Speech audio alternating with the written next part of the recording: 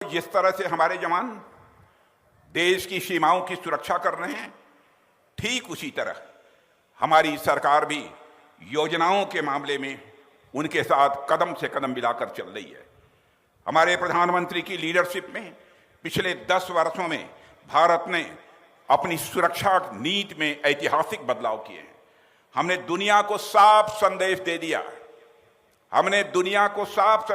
है अब आतंकवाद के खिलाफ हमारी नीति 0 टॉलरेंस की होगी। हम किसी भी सूरत में उसे बर्दाश्त नहीं करेंगे।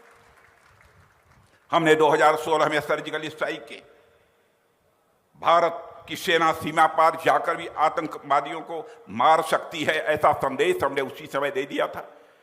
2019 में हमारे बालाकोट स्ट्राइक ने आतंकवादियों के ट्रेनिंग कैंप्स को तबाह कर दिया था।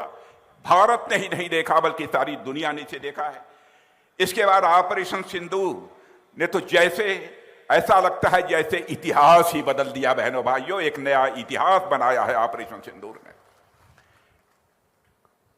मैं बहुत सारी ऐसी बातें हैं जो सार्वजनिक रूप से आपके सामने नहीं कह सकता हूं, लेकिन बहनों भाइयों, हमारे सेना के जवानों ने, सेना के अधिकारियों ने और तीनों फोर्सेस के, चाहे वो आर्मी रही हो, चाहे एयरफोर्स रही हो, नेवी रही हो, तीनों हमारी सेनाओं ने मिलकर जिस तरीके से यह ऑपरेशन किया है, मैं समझता हूं कि भारत के इतिहास में वह बेमिसाल है। मेरे बहनों भाइयों, बेमिसाल है।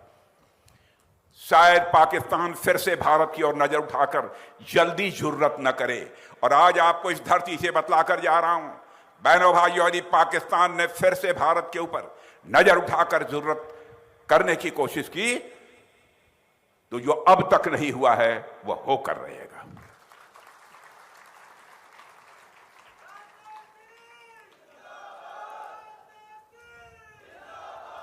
बहनों भाइयों, प्रारंभ से ही हमारी नीति रही है, हम किसी को छेड़ते नहीं हैं, लेकिन हमको यदि कोई छेड़ता है तो फिर हम छोड़ते भी नहीं हैं। आप यह कल्पना कर सकते हैं, आतंकवादियों ने धर्म पूछकर पहलगाम में, यहां पर हमारे पहलगाम में मारा लोगों को। धर्म पूछ के किस धर्म के मानने वाले हो? बहनों भाइयों, हमारी भारतीय संस्कृति हमें कहती है जाति, धर्म, मजहब के आधार पर कोई विभाजन नहीं होना चाहिए। हम इंसाफ और इंसानियत, जस्टिस और ह्यूमैनिटी में विश्वास करने वाले लोग हैं। जाति, पंथ और मजहब के नाम पर हम समाज को नहीं बांटना चाहते, लेकिन पाकिस्तान के आतंकवादी आकर धर्म पूछकर उनको गोलियों से भून रहे हैं। पूरा देश इस घटना से आक्रोशित था मेरे दोस्तों, और उसके बाद हमने ऐसा करारा जवाब दिया कि दुश्मन के होश ही उड़ गए, और हमने साबित कर दिया कि अब भारत चुपचाप सहने वाला देश नहीं रहा है। अब अगर कोई हमारे नागरिकों पर हमला करेगा तो हम अब उसके घर में घुसकर उसका जवाब देंगे। यह संदेश हम लोगों ने दे दिया। कोई सीमा हमें नहीं रोक सकती, कोई सरहद भी बाधा पैदा नहीं कर सकती। मैं इस वीरभूमि राजस्थान की धरती से समस्त देशवासियों को विश्वास दिलाना चाहता हूं।